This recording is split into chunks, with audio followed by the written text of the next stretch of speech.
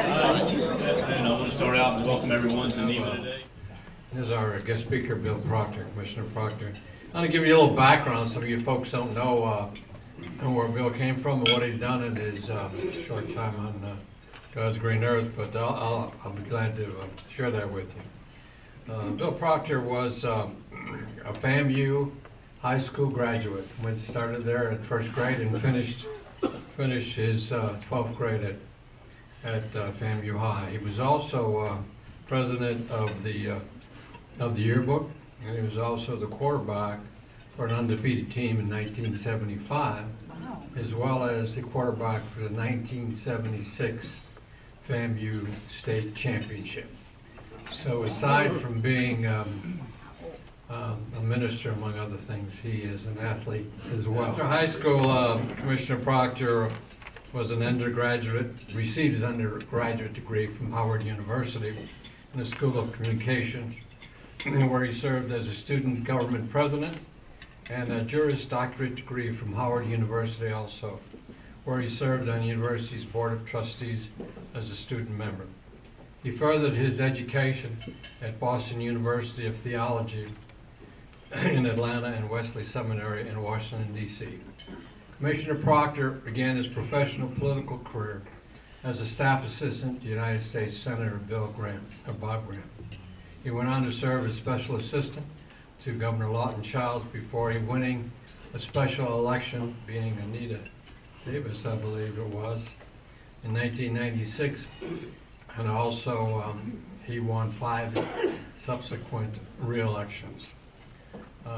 Bill began his ministry at Bethlehem AME Church in 1985, and he served as pastor at AME Church for 9 years.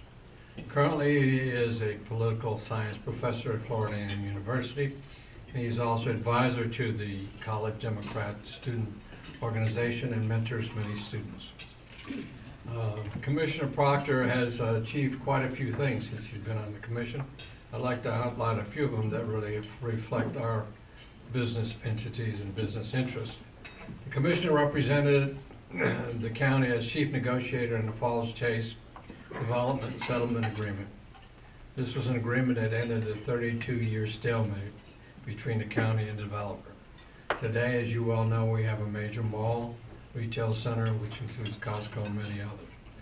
The commissioner is also currently engaged in congressional efforts to help relocate the North Florida Fairgrounds to properties owned by the federal government.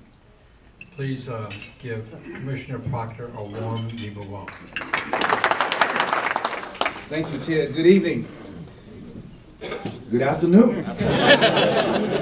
Good morning. I certainly appreciate those wonderful words coming from Ted, and thank each of you for the invitation to come before this august body, which it's true I've never won a straw endorsement from NEBA.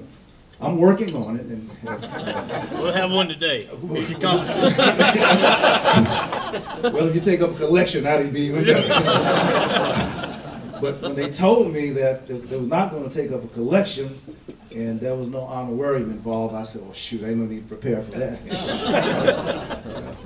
But getting started here, I wanted to make sure that I followed the time constraints, and I just want to put my watch up there on the podium, which I remember when I was a little boy. I remember visiting preacher had come to our church, and I grew up in the Baptist church, and my father was there, and he had his arms around me, and so I was looking at the preacher, and I said, "Daddy, how come he taking his watch off? Why he laying his watch up there? I mean, what that mean?" My daddy looked down at me and said, "Not a damn thing." But nevertheless, I laid my watch right up here. It doesn't mean a damn thing. You know, my daddy told me some years ago that he just really didn't care who I pissed off, and didn't bother him at all. But he did say that if I could help it, to please try not to piss off the property appraiser. He would appreciate that. So when I pulled in here today and I saw Bert Hartsfield, I just always tremble when I see Bert Hartsfield as the only man my dad has ever requested in his life that I try not to piss off.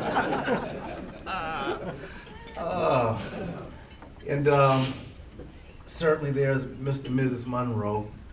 And a few years ago, I went out there and, you know, trying to get a little campaign donation from Ray Monroe is just, that's a task. So he asked me, he said, well, Bill, well, why should I support you? There's a lot of people running. Why should I put money behind you? And I honestly couldn't think of nothing because all them other guys running were real good, I thought. And I really second guessed what am I doing in the race. And I really didn't have an answer. So he was looking at me real stern. Why should he give me some money for my campaign? So it hit me. I said, well, Mr. Monroe, I think I'm the only person running that done had 3 babies off the mattress I bought from you. You know what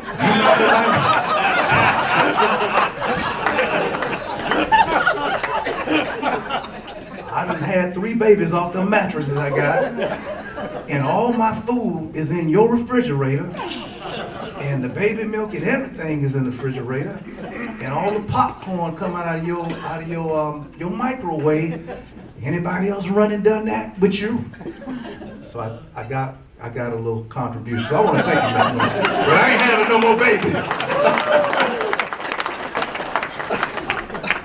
Man, got to have 3 children to get a donation from Mr. Monroe. That's the takeaway. If I got to do that again, I'm telling y'all now. You know, my father told me when you turn 47 and 8, you have to use some things like these. And I just wanted to share today comments from some irrational thoughts to an august and a rational body. Of course, the irrational thoughts are mine, and the august and rational body, that's who you are. And it was real easy, Mr. Noblin. I'm glad to see you, Mr. Noblin. That man has been so helpful, and I love Mr. Noblin to me in my career. I want you to know how important it was to me, and I truly was surprised that anybody thought it was worth mentioning that NEBA should be on the EVCC. First of all, the new OEV, Office of Economic Vitality, that's supposed to be in charge of all of these billions of dollars. I don't think that there's anybody there that actually has owned the business or practiced the management of a business or has ever paid business taxes. And I just couldn't understand why we would not have the genius and borrow from the strength and history of what, to me, NEBA would bring to the table. Why would we exclude it? And I'm not trying to ask that as a rhetorical question other than to myself. I didn't want to exclude it. It shouldn't be excluded. And when you think of the evolution of Tallahassee and what we have achieved, the economic captains and those who've driven the big engines of where we are today, you cannot subtract the men and women, the organization, the leaders, the owners of NEBA and have the community that we have today. It's impossible. It wouldn't be. And therefore, it was necessary for an organization that only has leaders in it who are college-based, school book taught, and knew somebody to get a job. That's who they are. I appreciate your experience and what you bring to Tallahassee. And this community continues to need your swag.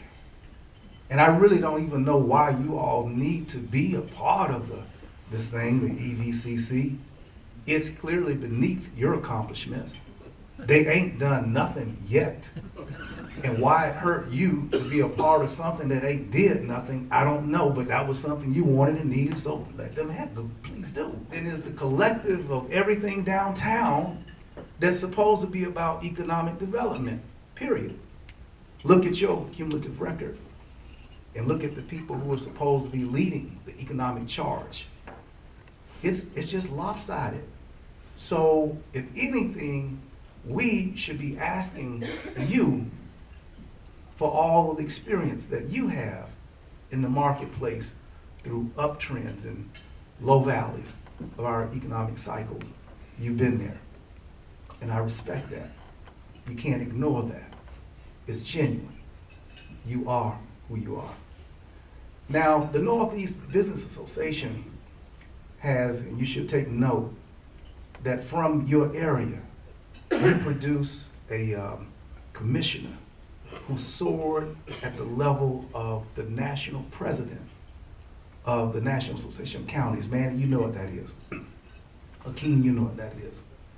And coming from the Northeast, you didn't just produce a county commissioner, but a commissioner from your district who had your backing, who had the wind that you produced beneath his wing. You made him and allowed for him to soar as the president of the Florida Association of Counties twice. Then he got in the cycle and became our national president of the National Association of Counties with the calling card to the White House and all kinds of fancy places he would whisper in my ear just to let me know how far down beneath I was, which I acknowledge. But you have a splendid representative who happens not to be a Democrat and somehow or the other is very skillful in securing favor regardless of the partisan background of the representative. Brian is a hell of a commissioner, and you ought to give that a hand that you produce.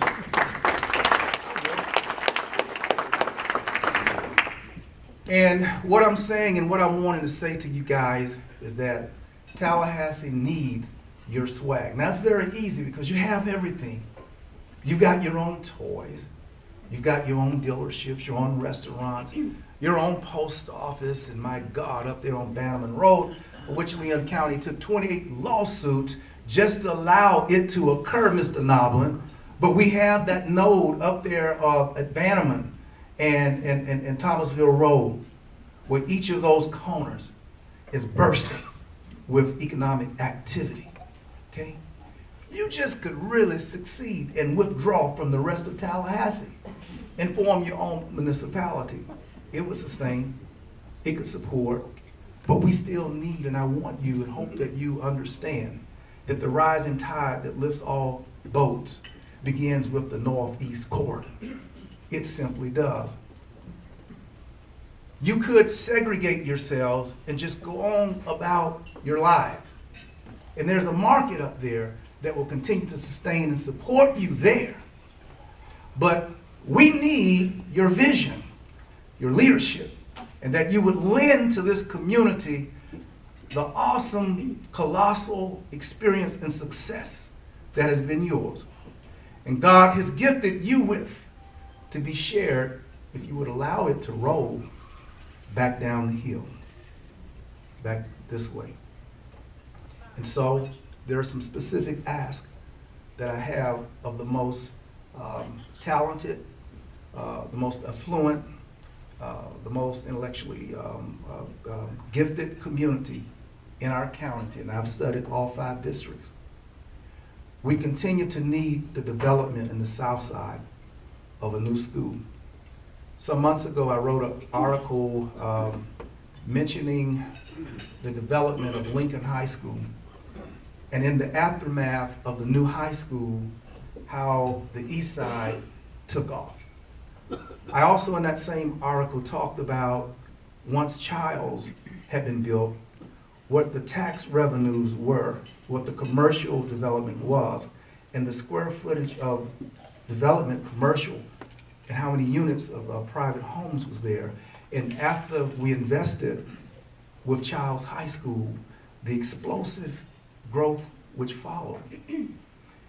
And this is why you continue to hear scratch record irrational thoughts from an irrational commissioner. suggesting that a new high school potentially could give the same explosive value here in the Southside, where we have a lot of issues. Now, the fairground, I'm not trying to move it any longer. Cliffdale killed that. Could you pull that knife out my back, please? Stand right there. I got a sore spot. You know, Congressman Boyd worked hard for us to move the fairground across the street in front of the flea market. And we got down to the last vote after 2 or 3 years of haggling, and we thought we had a 4-3, and that night, good old Cliff flipped, and it killed that. A lot had gone into it.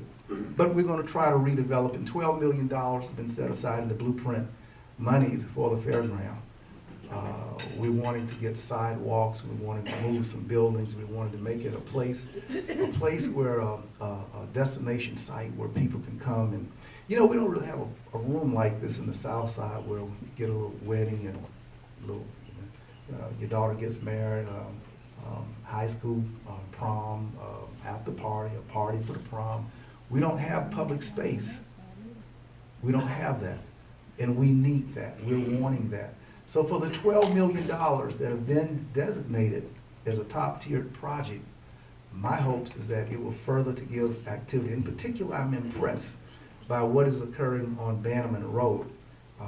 Oh wow, beautiful, awesome, all of that, those selections. Our folk, you noted the other night, the man got shot yesterday morning, and I guess it must be out of habit. He went to the emergency room down there at McDonald's, at Southside McDonald's, to go to the emergency room. And if I get shot, I don't go to McDonald's that much, but you know, just no place else to go but McDonald's.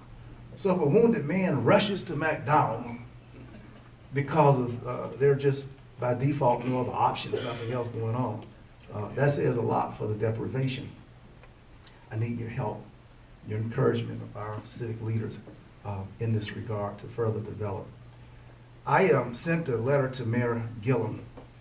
I was not trying to call the mayor out. I'm not trying to stop the mayor from being our governor. Wish him well. I just asked him to be my mayor. Give me about 45 days, if he would. And what started that last week was when the governor called a state of emergency because a speaker was coming to the University of Florida. And I'm like, Governor, is that an emergency for real? Well, when I realized that that was a emergency to the governor, that somebody was coming to speak, I thought that maybe, you know, them 17, 18 people and shootings just keep continuing. Well, that seemed like an emergency to me. So I was asking the governor if he would lift his blinders a little bit and expand them wide. How come people always calling you when you least want them to call? You know, they don't have a campaign contribution to make. I apologize for that. I wouldn't call them at the moment of... So I said, Governor, would you please consider that we have an emergency outside of your office, outside of my office, outside of Gillum's office? We need focused attention. And what I was asking in the state of emergency is that it would invoke the plethora of services from which the governor has the arsenal select, be it ACA for mental health, because I've got mental health issues. I have a son, as I stand here, who's probably sitting at the federal penitentiary because he has autism, he has mental issues. He has a criminal background, and like the stuff that's going on, the seedling, the foundation, rather the groundation beneath his problems is his mind. And it's not just my boy, but a number of children like that. And the mental health call, Governor, would you allow for ACA to do some assessments? Would you allow these schools, these Title I schools? I've got 90% of the children in our District 1 schools. District 1 begins at Forbes Street and runs down to Woodville. 90% of these children are on free and reduced lunch. Many of the children are hungry. And it's vital for a little after-school program. It's vital for the summer program. It's really vital for them to focus. to find a reason to come back tomorrow. I need your help, just to whisper, just to say those folk that you know influence what we need. I said to the mayor these words, if we are the 12th best educated community in the United States, why are the have-mores so removed from the have-nots? Just irrational thoughts from an irrational commissioner. Why are our educational institutions of higher learning so high up in their ivory towers that they dare not to place their feet or educational focus on problems across their streets, down on the ground? I said to Gillum, why are Tallahassee's churches so heavenly focused that they can do no earthly good? Why is Tallahassee's business community, and I just let ... because I just left that alone. Why can't we establish blue-collar industries in this city? Why is Tallahassee the most economically segregated city in America? Why are Tallahassee schools among Florida's most segregated in 2017? Why can't more Tallahassee youth attend local universities? Why are so many children hungry inside of District 1 and suffering less than 1 mile from our offices? Why do our best and brightest children leave our city vowing not to ever live here? Why are you running for governor and our communities need you to be our mayor now? I maintain, sir, that poverty, drugs, mental illness, and hopelessness are a combination of dynamics that, if left festering, will continue to yield chaos and violence on our streets that we dearly love.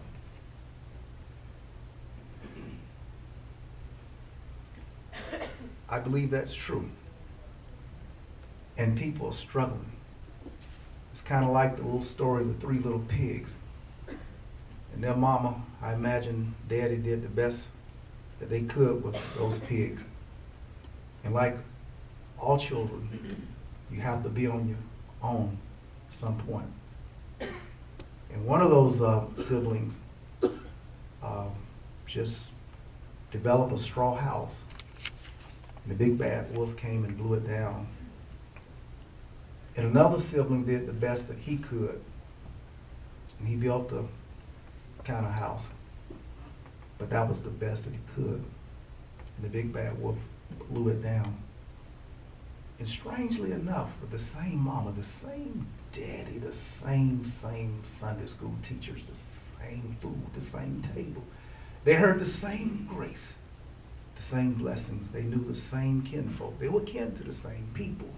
But the third little pig built his house out of brick.